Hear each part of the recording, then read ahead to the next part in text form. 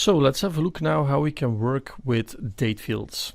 And let's take an example and make a new sales order here. And if we open up the sales order, you have a due date. Now let's assume that we want to put it to the work date. You can type in W and then you see the 8th of April. So let's check our settings. The work date is the 8th of April. So you can do W, but you can also do WO, or you can type in work date. It's all possible. Let's assume that you type in 12. What will happen? Well, Business Central will say, oh, this is the 12th day of this month of the work date and this year of the work date. So you type in 12 and Business Central makes it the 12th of April, 13th of April, and so on. So you can also just type in numbers. What you also can do is, for instance, type in days like from Tuesday, and then you see here we are Tuesday. If we take Thursday, then you see it becomes 11th on Thursday. So you can also type in the name of the days. Now let's assume that we use the T from today. What is going to happen? Well, then we see the 25th of June.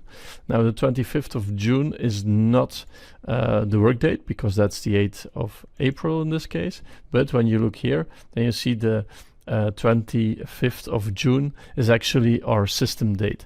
So you have to be careful, of course. Normally system date and work date are the same, and then you can use them like you want. But in case that there is a difference between both, then you get different dates. A frequently used date formula in Business Central is a date range. Now let's have a look here in sales, and let's go to sales invoices. Now we get the list of all sales invoices, and you see that there is a posting date for each sales invoice, and we have posting dates in different months, and we might want to filter that and just, for instance, find all the invoices that were posted in October, in April, for instance, and then we can use this date filter. So you see here starting date and ending date, and in between a double dot, and that means that you are putting a range with a starting and an ending value.